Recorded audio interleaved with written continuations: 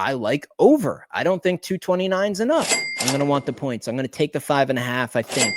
I think I would lean under 232.5. What's going on, guys? Welcome back to the channel. Today's NBA picks are for Saturday, May 10th. If you're new to my channel, I predict every game, every single day in both the MLB and the NBA. As far as the NBA goes, I'm off back-to-back sweeps. That's both in my premium and on the free picks that I give you here on my YouTube channel on a daily basis. Yesterday, I went a perfect 4-0. I gave you both the sides and both the totals correctly in my video. So be sure to subscribe to my channel and drop a like on the video. If you guys get today's video to maybe just 350 likes, I know thousands of people watch my content here on YouTube. If just 350 people can tap that like button, which is free and takes a millisecond to do so, I'll put a premium pick in the comment section for all you guys to have. But if you want my premium, man, here's some updated numbers for you. A 5-0 NBA run after the complete and utter once-in-a-lifetime Celtics meltdown. Just 2 days ago, I've gone a perfect 5-0. The deficit that was down 15 units from that utter collapse is now already under 10 units. So I wasn't just kidding around when I said it's not going to change the way I bet at all. I'm going to bet the same way. I've done this for over a decade. I'm still going to make money this season. That's why I have the 2024 record on the screen for all of you guys to read. I made 115 wagers in the NBA playoffs last year. I hit most of them, and I won almost 20 units of profit. The numbers are the numbers, guys. I feel great about the remainder of this season. We're still in the early stages of the second series of the playoffs. Did you understand how much meat is left on the bone here? For you guys not to be on my premium is a huge mistake. I wasn't joking when I said the very best time to join my premium is when I'm in one of these very, very rare, few and far between rough patches. I have them just like everybody on planet Earth that bets on sports. Me personally, I have maybe 2 or 3 a year. They're very, very rare, but they do happen. The next one I have will probably be one random weekend in football season where I just can't buy one in the NFL. We'll see what happens.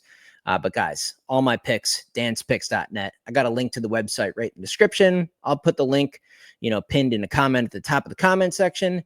An entire month, man. MLB and NBA, $150. If you bet even a couple of dollars per wager, it's worth its weight in gold. You guys can see my MLB numbers as well.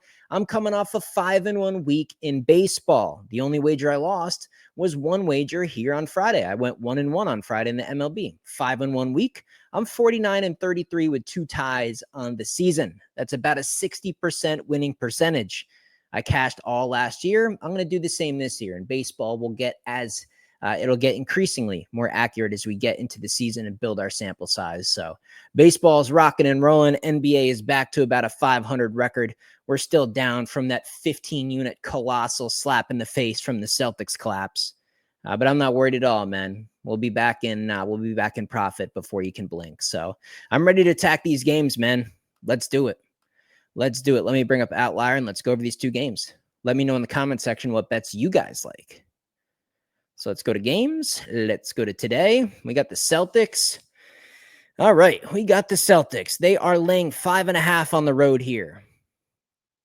5.5. Do we trust the Boston Celtics to cover any type of number? I mean, first of all, I think the first conversation we should have here is, do we think they can win? So it's like, okay, well, do you think they can win? Yeah, I think they can win. So let's start with that. Then it comes to a spread.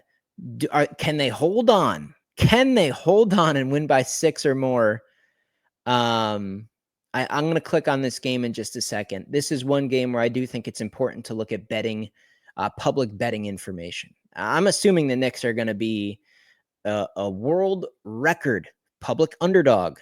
Anybody who's followed my channel for years now knows that I don't throw that term around lightly. I take that pretty seriously. So we'll see just how much money's coming in on what side. Maybe everybody's on Boston in the ultimate desperation spot. We'll see what happens. In terms of the spread, if I had to pick it, I'd lay the points at Boston. I'll give them another chance. They're the better team. They dominated 3 quarters in both games. Can they finally fucking hold on? I mean, I think it's possible. In terms of the total, I'd go over. I see no problem with the Knicks scoring, especially at home. I think the role players could play even better. McBride, Josh Hart. I mean, some players could really go off here at home for the Knicks. And at the same time, man, the Celtics, after those first 2 games, The only chance they have is literally to keep their foot on the gas. And it's just a matter of time, man. Regression to the mean. They cannot keep missing. You just can't miss that many fucking shots. So 205 is a reasonable number. I expect it to go over the total. I'd lay the points with Boston. I'd go over 205.5 if I had to bet that game. Minnesota Timberwolves, Golden State Warriors, a spread of 5.5. I'll do it again. I'll go with another road team laying the same number. Give me the Timberwolves minus 5.5. The Warriors can't fucking score, and the Timberwolves are good on the road. I think they're better on the road. In fact, everybody knows the house of disappointment. They often screw up on their home court.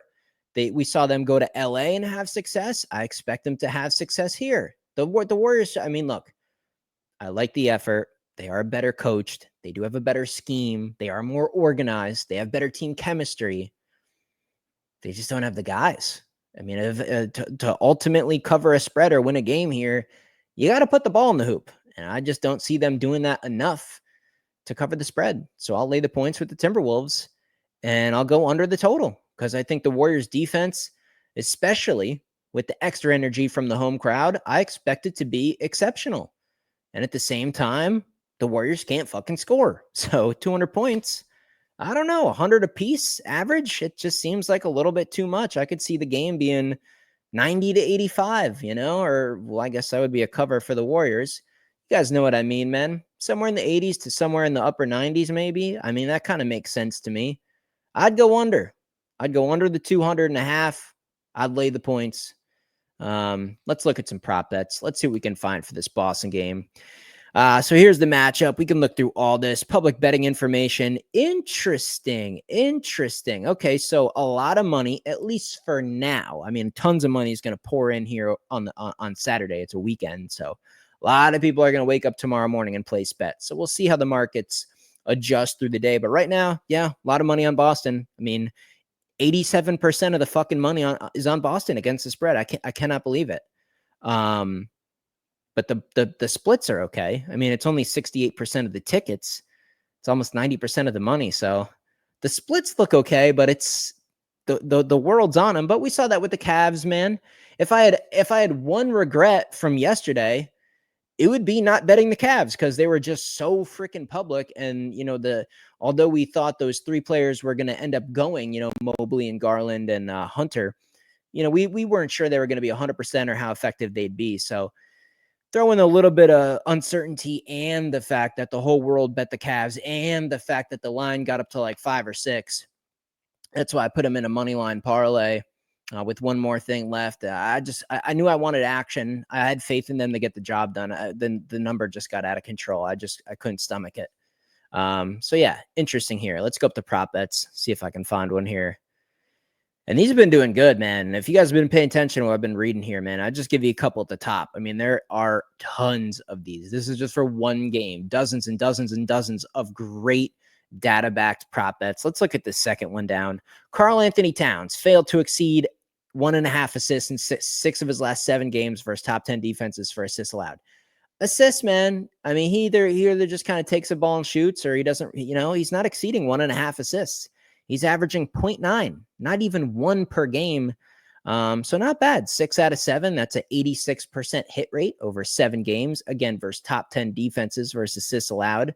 And this is a desperation spot for Boston. So I expect their defense to elevate here, to play even better. So Karl Anthony Towns, under 1.5 assists. It's at plus money. It's at plus 125. That's just one wager on here, guys. There's tons, man. The good news for you guys, all this data, all these tools here on Outlier, it's free, at least for a week. I got a free trial for you. I've teamed up with Outlier Sports. An entire week you can get on this platform, use all these tools. The link is right in the description. You don't love it over a week's use, then don't move forward with it. I have a subscription. You should have one. At least get on here for a week, try it out and see what you think. So there you go, guys. There's Saturday. There's all the games. There's my updated numbers. 5-0 run in the NBA. 5-1 week in the MLB. We're back to normal. This is normal. I typically have numbers on this level. That's why I typically scream and shout and holler and make a big scene in my videos saying I remain one of the best in the sports betting industry. The factor of the matter is I had one colossal fucking collapse with the Celtics in game 2 that was a 15.3 unit difference in my numbers. Integrate that in there, man. I'd be up a pile of money in the NBA without that collapse.